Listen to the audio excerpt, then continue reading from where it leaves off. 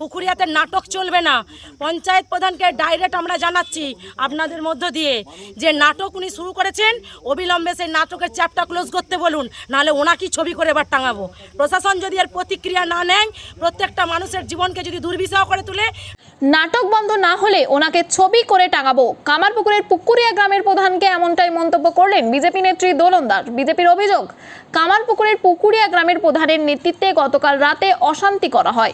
এর ফলে ওই এলাকার বিজেপি কর্মীরা বাড়ি ছাড়তে বাধ্য হন। আজ ওই বিষয় নিয়েই কর্মীদের বাড়ি বাড়ি গিয়ে দেখা করলেন আরামবাগের বিজেপি প্রার্থী অরূপকান্তি দিগার সহ বিজেপি নেত্রী দোলন দাস।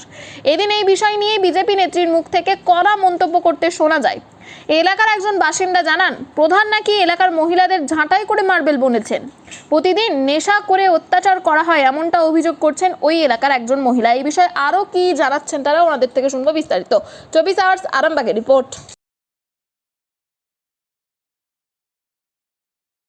টিকিট পাওয়ার পর থেকেই শুরু করেছে, যেই থেকে অরূপদা টিকিট পেয়েছে সেই থেকে ও তজ্জাল শুরু করেছে। এখানে হুইপ, এখানে দাঁড়িয়ে হুইপ দিয়ে গেছে যে তৃণমূলের নেতা, বিজেপি নেতা নেত্রীদের হাত পা কেটে নেবো আমরা। ঝেঁটাই করে মারতে বলেছে মহিলাদেরকে, বলেছে তারা যদি লাচে লাচে যায় ঝেঁটাই করে মারতে মারতে বের করবে। এসব কেন প্রধান এসে উপকৃত করবে? এখানে গ্রামে এসে আমার শান্তশিষ্ট এলাকা, সে যতদিন ঢুকছে রাত 11টা বাজলি সে কিসের এখানে সাংগঠনিক বৈঠক করতে আসছে মহিলাদেরকে নিয়ে? প্রতিদিন মদ গাঁজা প্রতিদিন তাদের চললেই তারা উপকৃত হয়ে তারা এবার অত্যাচার করতে শুরু করছে। দেখুন, আমরা থানায় দ্বারস্থ হয়েছিলাম। থানাতে আমরা বড়বাবুকে জানিয়েছি বিষয়টা, এবং পঞ্চায়েত প্রধানেরও বিবৃতি আমি শুনেছি। উনি বলেছেন যে সিসিটিভি ফুটেজ নয়, এই প্রত্যেকটা এলাকাবাসী বলে দেবে যে এখানে পঞ্চায়েত প্রধান রাত্রি 11টার পর বাতাসা ছড়াতে আসে না নকুলদানা ছড়াতে আসে। পুরোটাই নাটক। আপনি জানেন তৃণমূল মানি মিথ্যাবাদী, তৃণমূল মানি অপপ্রচার।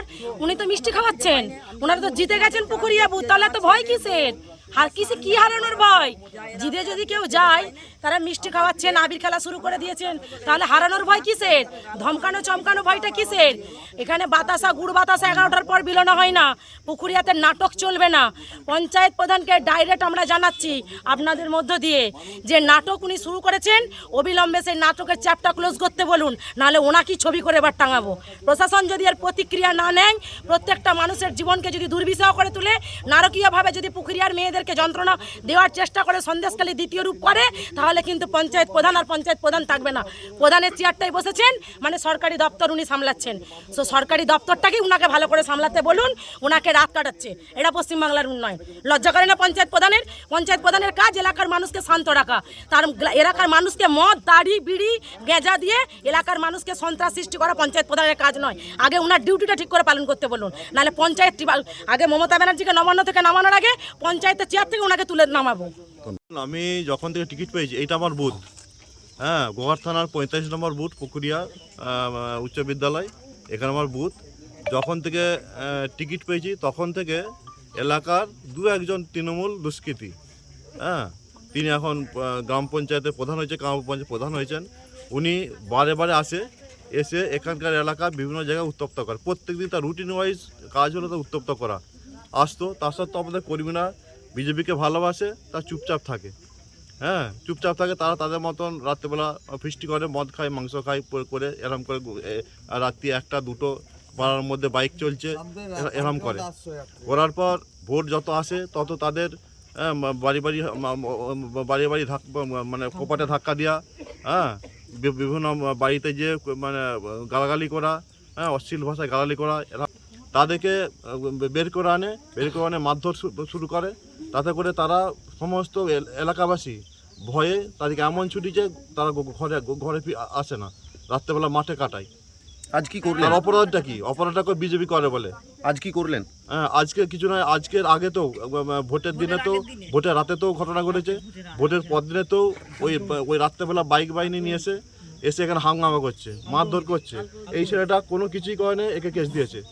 এ আগে আমাদের বুথ প্রেসিডেন্ট ছিল এবং রাখে, এবং এ আমাদের এখানকার কর্মী, এনাদের উপর হামলা হচ্ছে। কর্মীদের কি বলে আশ্বস্ত করবেন?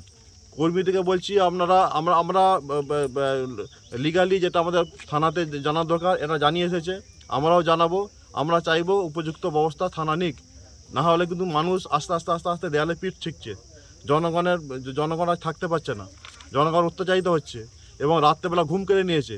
এই দিনের পর দিন এসে রাত্রেবেলা বাইক নিয়ে ঘুরছে, মুখে গামছা নিয়ে ঘুরছে, এবার হাঙ্গামা করছে। আমরা চাইছি এর চুপচাপ থেকে এই শান্ত এলাকায় শান্ত পরিবেশ রাখুক। কালচার প্রথমে ওনারাই বিচার ব্যবস্থা নিজের হাতে তুলে নিচ্ছে, এর থেকে বড় লজ্জা আর নেই। তাহলে ওনারাই প্রশাসন, ওনারাই ভোটার, ওনারাই শাসনধারী, কি বলবো, ওনারাই সন্ত্রাসকারী দল। একদম মুখে প্রমাণ করিয়ে দিচ্ছে যে যদি প্রশাসনের ব্যবস্থা না নেয় তাহলে ওনাদের দল নেবেন।